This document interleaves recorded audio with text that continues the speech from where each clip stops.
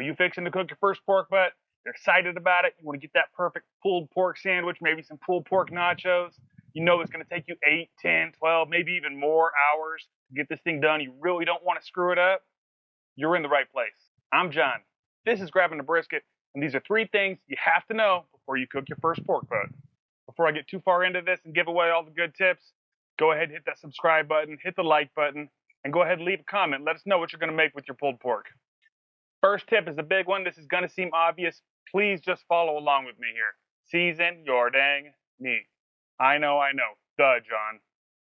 So many first-timers, myself included, under-season their meat. Especially with big pieces of meat like pork butt or a brisket, it can take a lot of seasoning. This is a big piece of meat. It's going to cook for a long time. Plus, you're going to pull it. I promise you, it's going to take all the seasoning you can give it.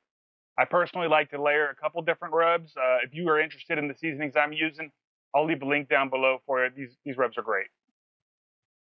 Tip number 2 is a versatile one. It can be used for a lot of different cuts of meat.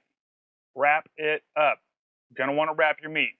Now, whether you're using a covered pan or peach paper, or you're using my personal favorite, which is just foil, this is going to keep that meat moist and it's going to catch all those delicious drippings. Now, obviously, you're not going to start your cook with it wrapped because you want to get all that smoky flavor. You're probably going to be about 2/3 of the way in before you wrap it. Good rule of thumb is about 165. This is not a hard and steadfast rule. That's just a number that people like to throw out there. And it's pretty accurate. Really, you want to go by the bark. When it's got the bark and the color you like, that's when it's time to wrap. As a little bonus, once you wrap it, especially in foil, this is going to speed up the cooking process for you. Tip number 3, this is probably the most obvious and most important one. You got to know when that thing is done cooking. A lot of folks are going to tell you there's some magical number to know when your meat is done, some perfect temperature to pull it off at. Some say 195, some swear 203, that's the magic number. That's when you have to pull it. No. Good rule of thumb, probably around 195, you can go ahead and start checking it. But it might be done at 195, it might be done at 208. Just depends upon the cut of meat. Just use your probe or use a toothpick, poke it in a couple spots. If it feels real tender, you want it to basically feel little to no resistance. That's when you know it's done. That bone itself is probably going to feel a little loose too.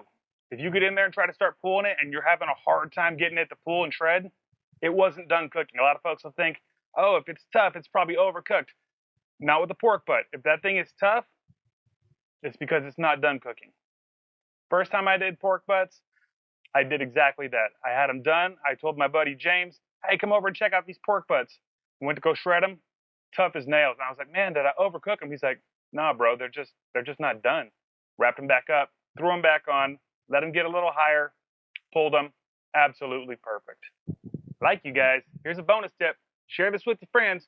Once you pull your pork off the smoker, you've let it rest, and you went ahead and shredded it, season it again. Like I said, it's a big piece of meat. The bark's going to have all the flavor. The center's not going to have a whole lot. Once you shred it, add a little seasoning. I like to add a little bit of sauce too. Not so much that it's a saucy mess, just a little bit of sauce in there because that really distributes well throughout the meat. Taste it. If it needs more, add some more. Obviously, I think you're ready to go. You know the 3 tips. Do me a favor before you head out of here. If you haven't already, go ahead, hit the subscribe button.